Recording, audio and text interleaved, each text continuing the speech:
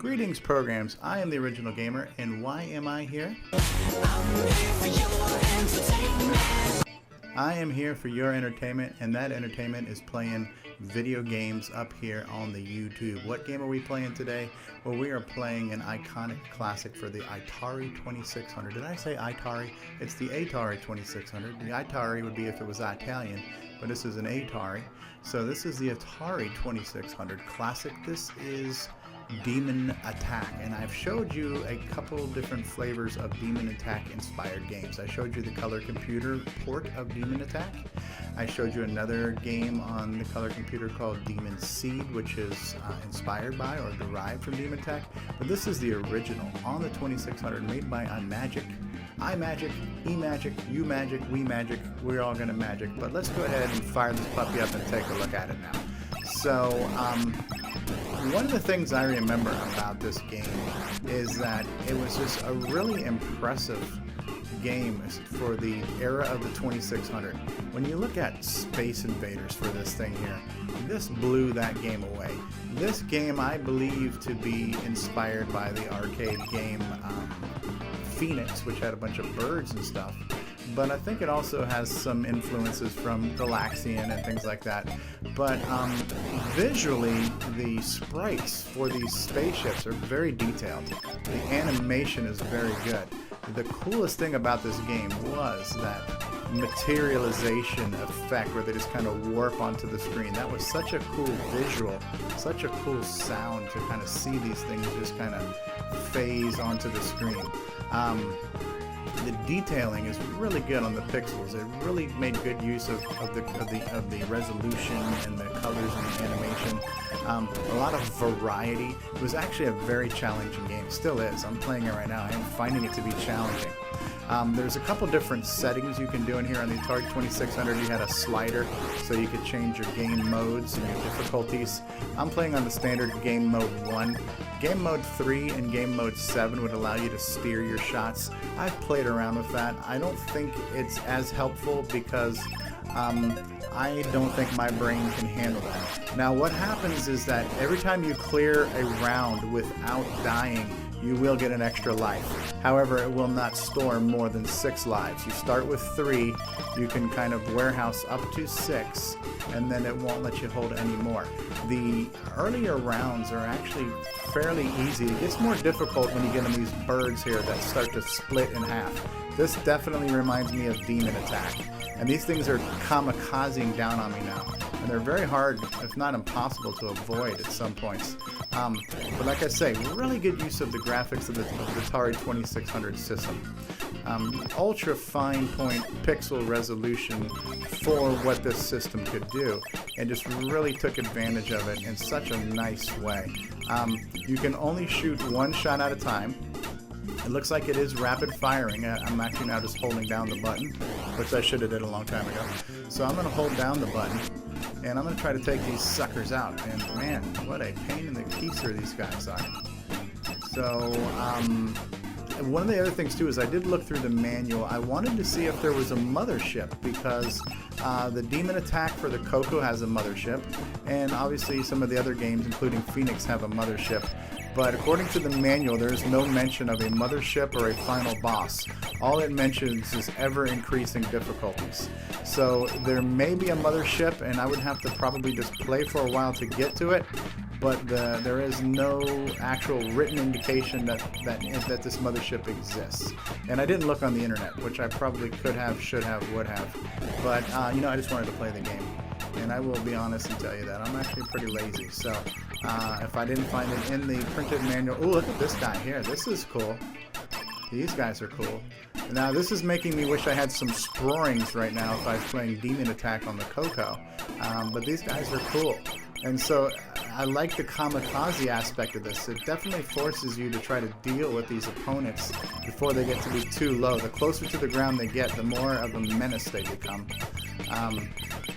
No music, but good sound effects. You have your shots are firing and the flapping of the bird wings are going on. So there's a couple of channels of audio happening simultaneously here. Okay. Oh, multicolored frickin' frog mouth things here. 2,900, 3,000 points. This is a lifetime achievement for me right now. Pretty cool. Let's just see how well we do here. And depending on how well I do and how spunky I'm feeling, I may or may not play this again a second time. Fun game though. Fun game, cool game. It is challenging, I will tell you what, even though this is an extremely old title, it does play like an arcade game, and it does have all the challenges of a coin-operated professional quality arcade game. Alright, that was my last shot. Alright, that bar on the bottom of the screen is the planet. You're supposedly on a planet, defending this planet from these monster doohickeys. So I got 3,700 points. That's not bad. Let's try this one more time. What do you say, boys and girls? You want to try it one more time? Let me see if I can at least beat my score or get to a higher level. First round are one-shot wonders. I hit them and they are gone. One of the things I notice is that it's only the lowest demon that fires anything. So the closest one to the ground is the one that shoots or bombs or whatever the case may be. When you got multiple demons, you can use a strategy to shoot out the other ones because you can get underneath them without taking any damage. Now that may change on higher rounds, but right now I can take out all the other demons but the one, because only one of them seems to be using ammunition on me right now. And I don't know if they just keep coming or if there is a fixed number of these things. It looks like it's not. Okay. Alright, so I have 5 ships. So these guys, it's only the lowest guy that's doing the shooting. And then if you take him out, then it becomes the next one in line that becomes the shooting one.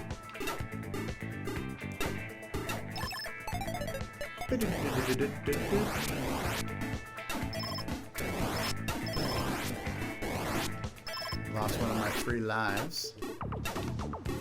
Which means I won't get a free life because you have to go unscathed to get an extra life in any given round. Come here, freak. Thank you. Okay, these are the splitting dudes.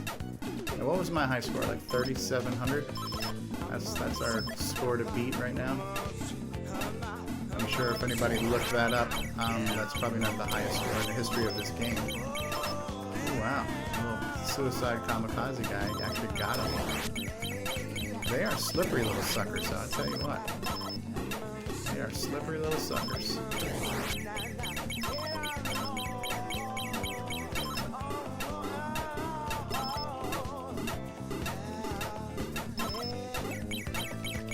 Come on, you little freak. Alright, got one dude left.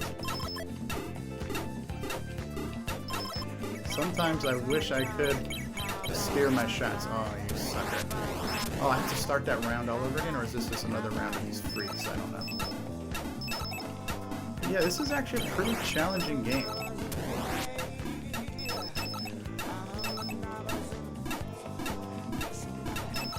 And like all Atari 2600 games, Atari was not shy on using color. It was a colorful system. Although its graphics were considered fairly low resolution even for the time. You know, when it came out, it was about the only player in town. But other systems and home computers would start to rival its graphical power. But the one thing that the Atari always had going for it was just tons of color. You know, Atari made real arcade machines, so they knew what chips to use and what tricks to do to get sprites and sound and music and color.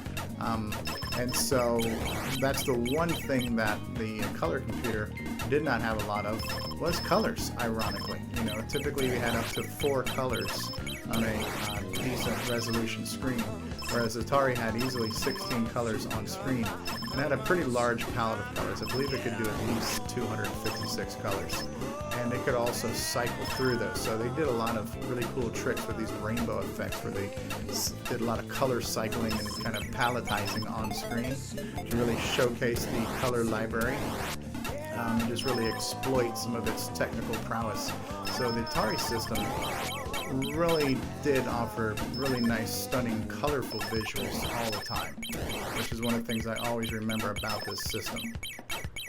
is that, you know, most of us who did not have an Atari-related console or computer, we suffered from color envy from the Atari.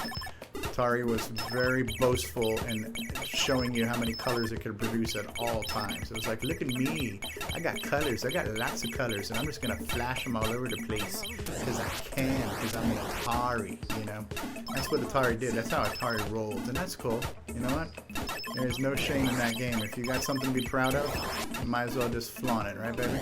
Oh, I got a bunch of ships. Oh, I've beaten my high score. That's cool. Now these guys are actually steering their shots too. These little wing dingy dudes, they are steering their shots at me. I'm gonna let you go down, hopefully not into me. Alright, 5200. That was another model of the Atari. Atari 5200, right? 2600, 5200, 7800. Wow, come on. Little twerpy bird. Shut your mouth, twerpy bird.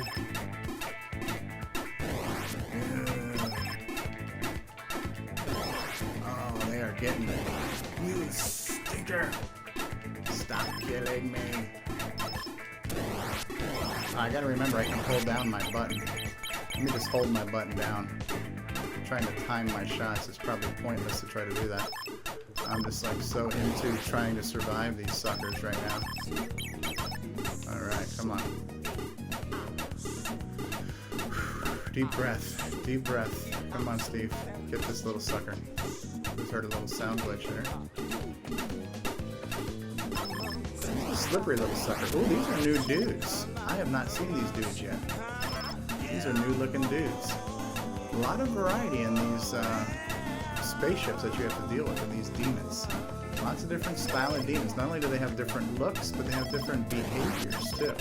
Different patterns too, how they kind of fluctuate on the screen and cycle around and stuff. So a lot of cool details. A lot of thought was put into this, making it anything but a mundane, repetitive, monotonous shooter. This was definitely a progressive, really well thought out, executed shooting system. That was going on in this game here. For its time, for the Atari 2600. Oh my god. Alright, well we beat my bestest score, 7,030 points. Not bad, not bad. Fun game. Let me know what you think about this. Tell me if you want to see more Atari 2600 classics. This is technically the first official solo game review for the 2600 that I've done. I did a real sneak peek on the Activision Anthology series for the iPad. I showed you a quick preview of that one. I bought that a while ago. That's pretty cool. That's got like 35 Activision classics you can play on your iPad. So I did show you guys probably 6 months ago a sneak peek at that. But this is my first review of an Atari 2600 title. Let me know what you thought about this video and this game system, and if you'd like to see more classic Atari 2600 games. I have been the original gamer, StevieStrow. If you did enjoy this video, then please smash that like button and subscribe to the channel. If you've got something you'd like to say, throw out a comment, let me hear it. I'd really appreciate it if you could share this video and share my channel with your friends.